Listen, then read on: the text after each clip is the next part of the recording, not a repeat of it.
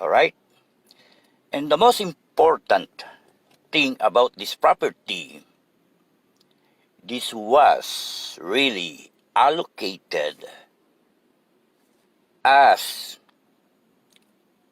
for the church in this community. So, the property of this church is in accordance to the plan when this community over here, Telper Weeks, okay, because before San Fernando Valley is a agricultural land. So this property is the only property that I can say really for the church. Okay? According to the city plan. The first owner of this property is a Baptist church.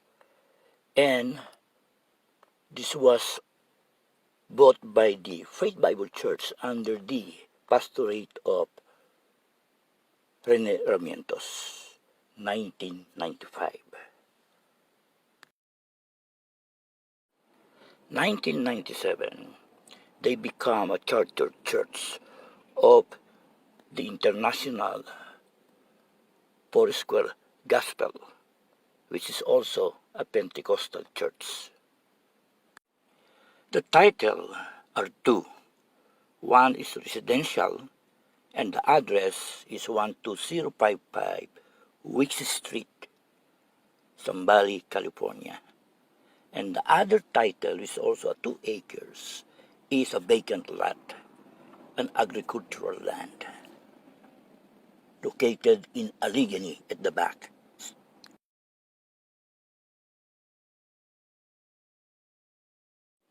According to the handbook of the International Church of the Foursquare Gospel Incorporated, the title of your properties will be now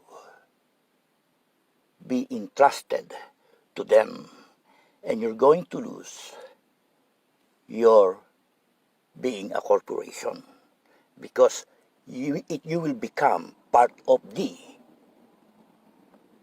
organization or the corporation,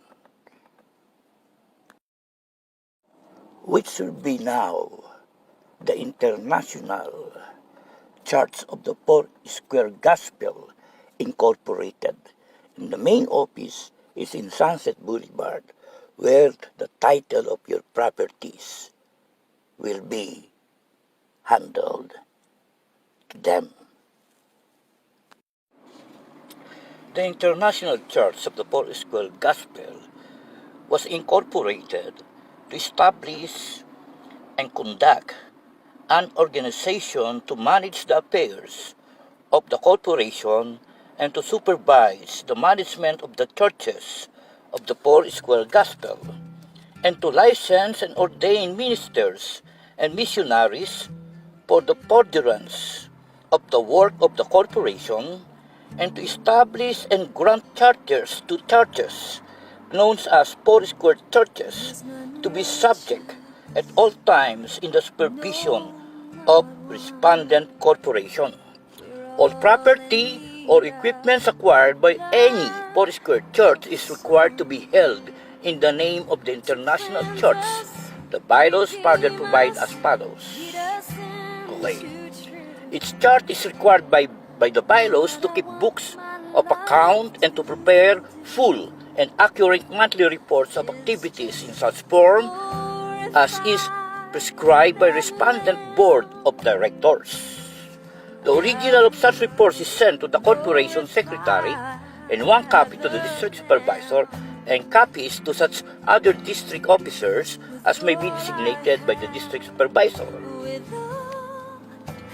The bylaws provide for an ordination committee to regulate the licensing and ordination of ministers.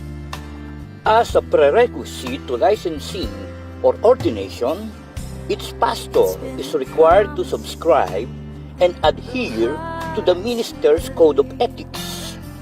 That code provides, in part, I further pledge to give loyal service to whatever office, church or ministry to which I am appointed or called, and I will at all times work in harmony with all superior officers and organization policies. I will recognize the board as the governing body of the organization and will give fullest cooperation to its decision. When ministering in the pulpit, I will wear a four-square uniform. And the bylaws provide for the issuance of a credential card to indicate that a minister has been ordained or licensed according to the requirements of the articles and bylaws.